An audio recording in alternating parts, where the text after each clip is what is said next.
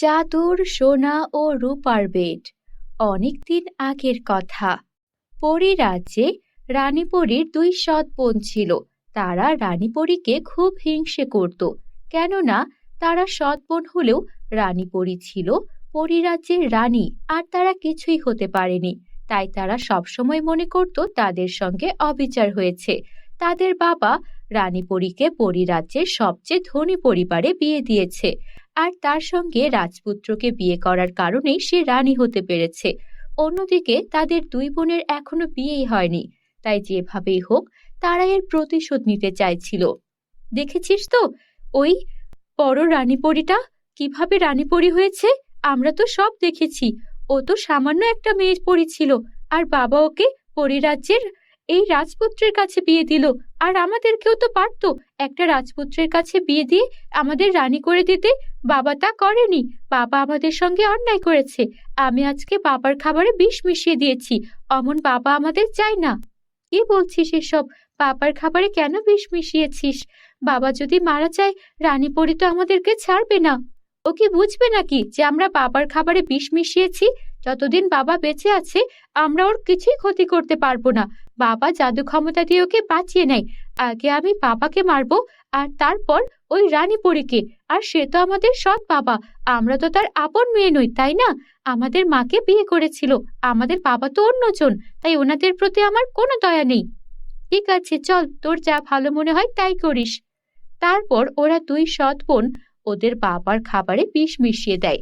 রাতে যখন ওদের বাবা খেতে বসবে, তখন হঠাৎ রানীপরী সেখানে আসে। বাবা, কি খাচ্ছ তুমি? এই যে দেখ না মা, তোর দুই বোন আমার জন্য কি মজাদার পায়েস রান্না করেছে। আমি তাই খেতে বসলাম। কি বলছো? ওরা তোমার জন্য পায়েস রান্না করেছে? এটা তো কখনো হয়নি। ওরা তো নিজেরা কোনো কাজই করে না, হঠাৎ করে তোমার জন্য পায়েস রান্না করলো কেন? আরে, হয়তো ওদের মন পরিবর্তন হয়েছে। আর কত একটা মানুষ এভাবে অন্যের ক্ষতি করতে পারে। আমি তো জানি ওদের স্বভাব একটু খারাপ, ওরা সব সময় অন্যের ক্ষতি করে। হয়তো ওরা ওদের ভুল বুঝতে পেরেছে। বস বস। দাঁড়াও বাবা, আমার সবকিছু নিয়েই সন্দেহ হয়। পুরো পরিরাজ্য আমাকে সামলাতে হয়, তাই আমি সতর্ক থাকি। এই খাবারটা তুমি খাওয়ার আগে আমি দেখি কোনো একটা পিঁপড়া দিয়ে খাবারটা খাওয়াই। তারপর রানীপরী কিছু পিঁপড়া এনে পায়েসের উপর ছেড়ে দেয়। পিঁপড়াগুলো পায়েসটা খাওয়ার পর সেখানেই মারা যায়। দেখেছো তো বাবা, আমি আগেই বলেছিলাম। আমার সন্দেহ হচ্ছিল নিশ্চয়ই কোনো কিছু আছে। ওরা তো সবসময় আমাকে হিংসা করত, আর যবে থেকে আমি রানীপরী হয়েছি ওদের হিংসা আরো বেড়ে গেছে। প্রহরীরা, কে কোথায় আছো? ওদেরকে বন্দি করো। তারপর রানীপরী ওদেরকে বন্দি করে ফেললো। আমাদেরকে ক্ষমা করে দাও। আমাদেরকে কালকুঠুরিতে নিক্ষেপ করো না। আমরা ভুল করে ফেলেছি। ও বাবা, আমাদেরকে ক্ষমা করে দিন না। বুঝেছি আমরা আপনার সৎ মেয়ে, তাই আমাদের প্রতি আপনার কোনো মায়া দয়া নেই। নিজের আপন মেয়ে হলে আমাদেরকে কালকুঠুরিতে নিক্ষেপ করতে দিতেন। আমরা পরিরাজ্য থেকে অনেক দূরে চলে যাব, কথা দিচ্ছি। তবু আমাদেরকে কালকুঠুরিতে নিক্ষেপ করবেন না। দয়া করুন আমাদের ওপর। আচ্ছা, ঠিক আছে ঠিক আছে।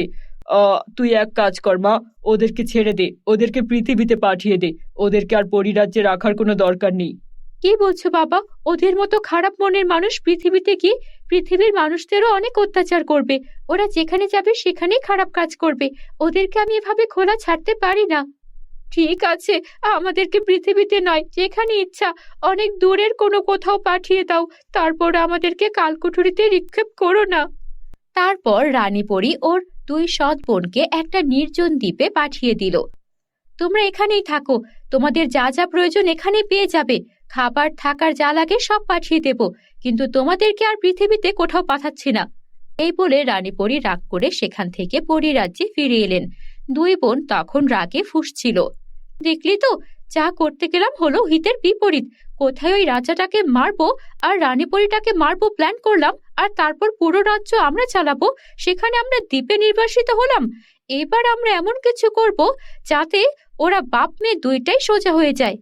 ওরা দুই বোন তখন তন্ত্র সাধনা করতে শুরু করলো। ওরা শয়তানের পূজা করতে লাগলো। যেভাবেই হোক ওই রানীপরীর জীবন আমরা ছাড়খাড় করবই করব। ওরা সেখানে বছর ধরে সন্তানের তাপস্যা করতেই লাগলো, কিন্তু কোনো ফল হচ্ছিল না। ওরা একের পর এক সেখানেই থাকতে শুরু করলো আর সেই দ্বীপ থেকে লোকালয়ে আসার জন্য চেষ্টা করতে লাগলো। আর ওরা সফলও হলো। ওরা লোকালয় থেকে একটা কুমারী মেয়েকে ধরে আনলো আর তারপর অমাবস্যার রাতে সেই কুমারী মেয়েকে বলি দিল আর শয়তান থেকে শক্তি পেয়ে নিল। হা হা হা হা হা, এবার আমরা হয়ে গেছি শয়তানের শক্তি পেয়ে মহাশক্তিশালী। এবার ওই রানীপরী আর ওর ওই বাবাকে আমরা দেখে নেব। এদিকে রানীপরী বছর ঘুরতেই ফুটফুটে এক কন্যা সন্তানের জন্ম দিলেন। সে তার নাম রাখলেন সোনালী। বাবা দেখো, আমার মেয়েটা কত সুন্দর দেখতে হয়েছে, মাথা ভর্তি সোনার চুল হয়েছে। ও নিশ্চয়ই কোনো আশীর্বাদ প্রাপ্ত শিশু। হ্যাঁ হ্যাঁ, তোর মেয়ে তো ভালো হবেই। তুই কত ভালো একটা রানী পরী, পুরো পরীরাজ্য থেকে শুরু করে পৃথিবীর সবাইকে সাহায্য করিস। তোর মেয়ে তো আশীর্বাদ প্রাপ্ত হবেই, কিন্তু তোকে সাবধানে থাকতে হবে। জাদু ক্ষমতা সম্পন্ন মেয়েদের ওপর শয়তান, জাদুকর, তান্ত্রিক সবারই নজর থাকে। এদিকে রানীপরীর দুই সৎ বোন সেই দ্বীপে থাকা অবস্থায় কিছু শয়তান, জাদুকর আর তান্ত্রিকের সঙ্গে হাত মেলায় আর তাদের সঙ্গে কিছু তন্ত্রমন্ত্র সাধনা করে আরো বেশি শক্তিশালী হয়ে ওঠে। তারা রানীপরীর সঙ্গে দেখা করার জন্য তাদেরকে চিঠি পাঠায়। বাবা, ওরা আসলে আমার সঙ্গে দেখা করতে চাইছিল, আমার মেয়েকে দেখতে চাইছে। আমার মনে হয় এত বছরে ওরা নিশ্চয়ই শুধরে গেছে। ওদেরকে পরীরাজ্যে আজকে ডেকে পাঠিয়েছি। আচ্ছা ঠিক আছে ঠিক আছে। তারপর ওরা দুই বোন একটা সোনার বেড আর একটা রূপার বেড এনে রানীপরীকে উপহার দিল। আমরা দুই বোন তোমাকে এই সোনার বিছানা আর রূপার বিছানা উপহার দিলাম। তুমি তোমার মেয়েকে নিয়ে এই যে কোনো বিছানার একটাতে থাকতে পারো, তাহলে আমরা অনেক খুশি হব। এইসব করার কি দরকার ছিল? সোনার বিছানা, রূপার বিছানা, এগুলো দিয়ে আমি কি করব? তোমরা তো জানো রানীপরী হলেও আমি একটা স্বাভাবিক জীবন যাপন করি। আরে তাতে কি হয়েছে? আমরা তো আমাদের রাজকন্যার দুইটা মাত্র খালামণি হই, আমরা কিছু করব না? তুমি বরং রাজকন্যাকে সোনার বিছানায় শুইয়ে দাও আর তুমি রূপার বিছানায় ঘুমিয়ে পড়ো। তারপর রানীপরী যেই তার রাজকন্যাকে সোনার বিছানায় শুইয়ে দিল, সঙ্গে সঙ্গে সোনার বিছানা সেখান থেকে গায়েব হয়ে গেল। এটা দেখে রানীপরী অবাক হয়ে গেল। এই ছিল তোমাদের মনে? আমার সন্তানকে তোমরা কোথায় পাঠালে? হা হা হা হা হা, সেদিনের অপমান আমরা ভুলে যাইনি। তোমার সন্তান এখন জাদুকরের কাছে। ওই সোনার বিছানা আমরা এই জন্য এনেছিলাম, যেন তোমার সন্তানকে আমরা চুরি করতে পারি। এখন আমরাও অদৃশ্য হয়ে যাব। এই বলে সেখান থেকে রানীপরীর দুই বোন অদৃশ্য হয়ে গেল। বাবা, এটা কি হলো? ওদেরকে বিশ্বাস করে আমি যে অনেক বড় ভুল করে ফেললাম। আমি আমার সন্তানদেরকে কিভাবে ফিরে পাবো? কিন্তু কিছুক্ষণের মধ্যেই দেখলো রানীপরী তার ঘরে তার মেয়ে চলে এসেছে। বাবা, আমার মেয়ে তো ফিরে এসেছে, এটা কি করে হলো? তখনই একটা অদৃশ্য আওয়াজ ভেসে আসলো। তোমার মেয়েকে কেউ কোনো ক্ষতি করতে পারবে না, কারণ তোমার মেয়ে একটা জাদুর শিশু। তাই ওই শয়তান জাদুকর ওর ক্ষতি করতে গিয়ে নিজেই পুড়ে মারা গেছে, আর তোমার মেয়ে তার শক্তি বলে ফিরে এসেছে। বাবা, শুনেছেন? আমার মেয়ে নিজেকে নিজেই রক্ষা করেছে। আমাদের আর কোনো চিন্তা নেই।